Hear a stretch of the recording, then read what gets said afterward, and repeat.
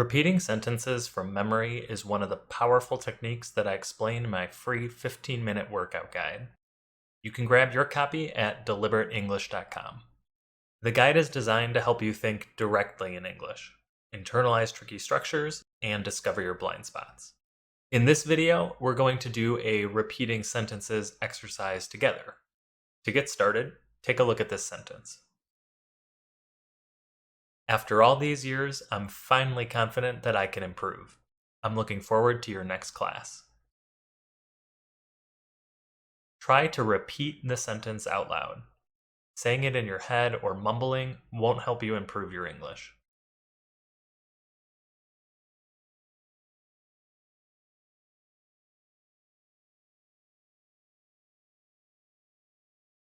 After all these years, I'm finally confident that I can improve. I'm looking forward to your next class. After all these years, I'm finally confident that I can improve. I'm looking forward to your next class. The hardest parts to remember are probably expressions that you never use, new vocabulary, or details like prepositions and word order that you're not comfortable with. Take, for example, the expression, all these years. It's a common way of adding emphasis to how much time something has been happening or how much time passed before something happened. That said, there's a difference between all these years and all those years. All these years means that you are talking about something that is still happening now. All those years means you are talking about something that stopped or no longer happened. Which one do you think you'd use here?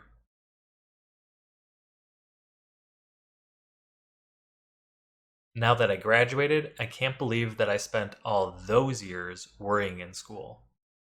Here we use those because you don't go to school anymore. You graduated. You used to worry when you were in school, but you are no longer a student.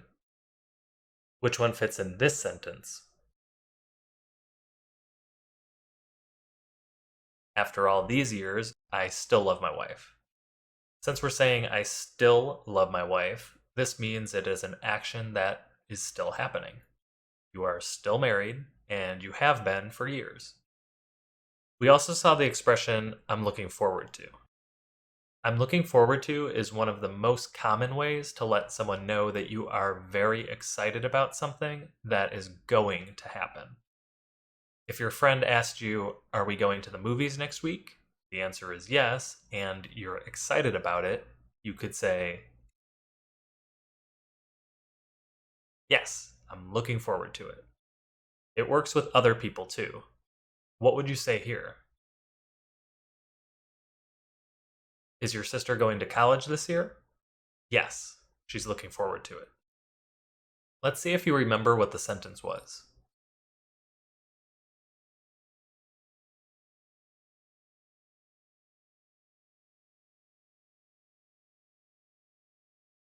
After all these years, I'm finally confident that I can improve. I'm looking forward to your next class. Here's the next one. Even though you aren't a mathematician, it's useful to learn basic statistics. It often makes the news easier to understand. What was it?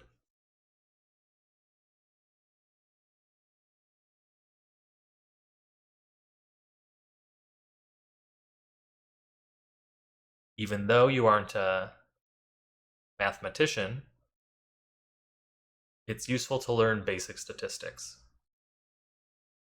It often makes the news easier to understand.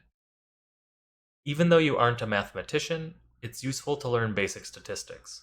It often makes the news easier to understand. Repeating sentences is a great way to get more comfortable using common expressions like even though. We use even though to introduce a fact that makes something else we are saying surprising. Based on what you just memorized, how can you combine these two sentences using even though?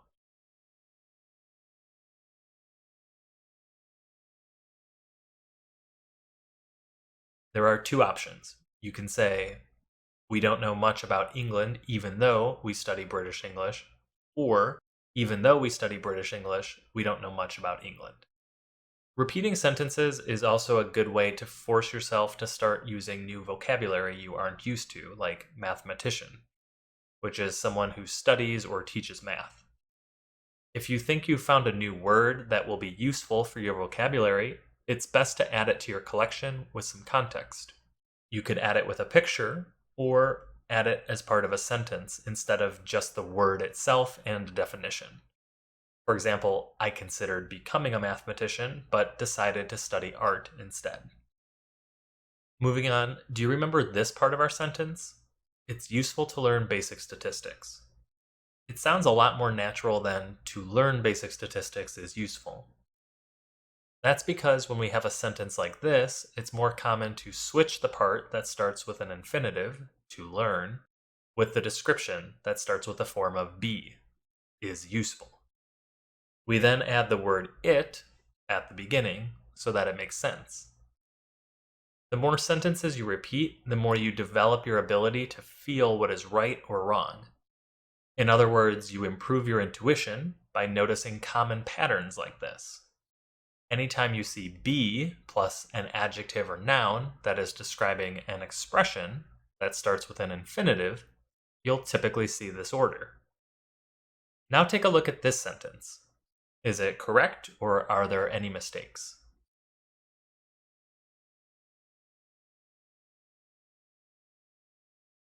The answer is that there's a mistake. If you're not sure what's wrong, the best thing to do is to simplify the sentence. A good way to do that is to remove any extra information, like if we only know our culture. Now it's easier to see the same pattern as before, a form of be followed by the adjective difficult, and an expression that starts with the infinitive to understand. That means we need to add the word it. If we only know our culture, it is difficult to understand the world. Remember how I just talked about learning how to feel when something is right by developing your intuition? Let's try to do that again here. This is part of the main sentence we memorized. Say it from memory out loud one more time.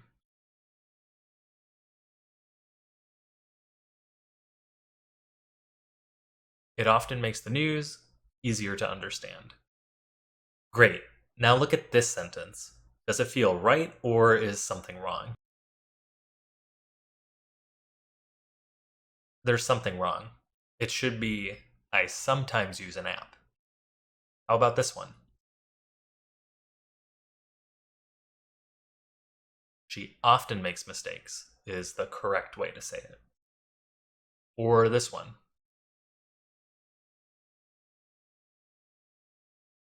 It should be, what do you usually do to become fluent in English? What you just did was identify a pattern and discovered the rule that words like usually, normally, or rarely typically come before the main verb that they modify, not after it. The more sentences you repeat from memory, the more you'll notice some of the other places that these words can go. Now, remember the original sentence?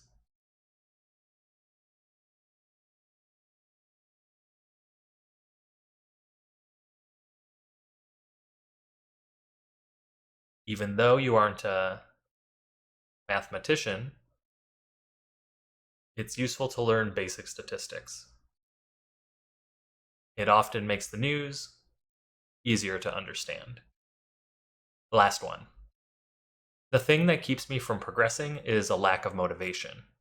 We'll see what happens now that I found this new app. Your turn.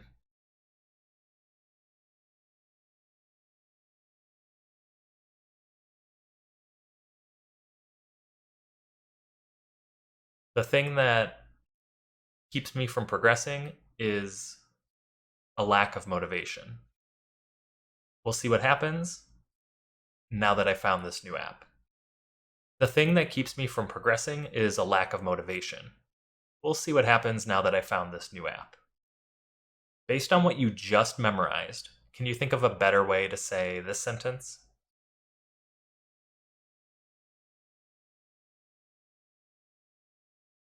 The answer is to use the phrasal verb keep from.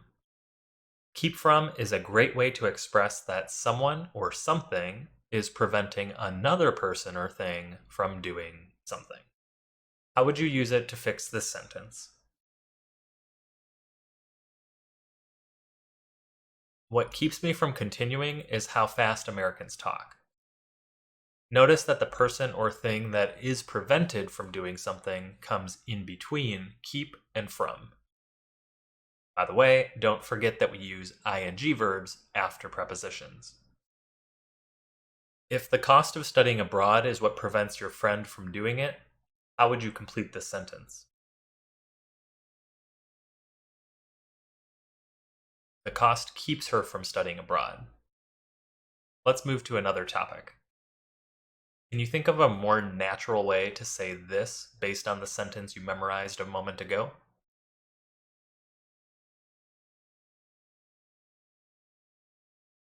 We'll see what happens in 5 days.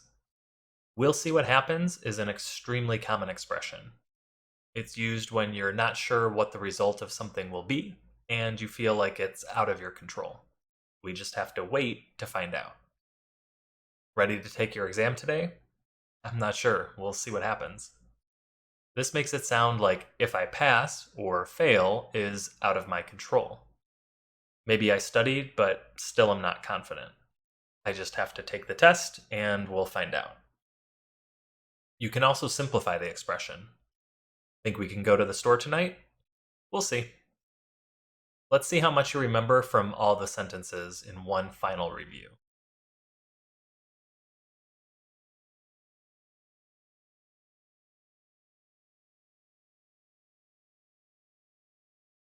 The thing that keeps me from progressing is a lack of motivation. We'll see what happens now that I found this new app.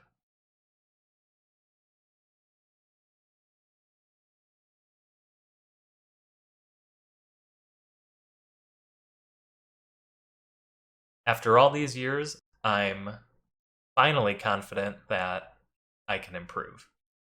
I'm looking forward to your next class. Last one.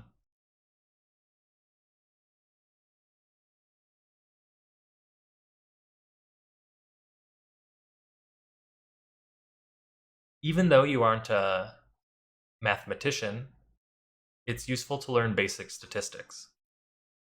It often makes the news easier to understand. The best part about this exercise is that it is easy to do anywhere, and that it's very flexible.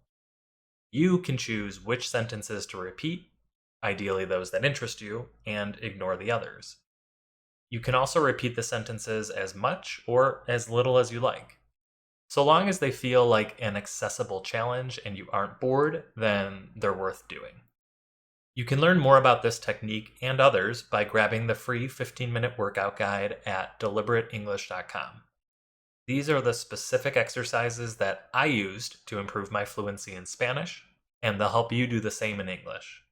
They are designed to be the perfect challenge, not too hard, but not too easy, and they'll fit into your busy schedule. If you're tired of being in English intermediate purgatory, you owe it to yourself to check it out. What have you got to lose? I'll see you there.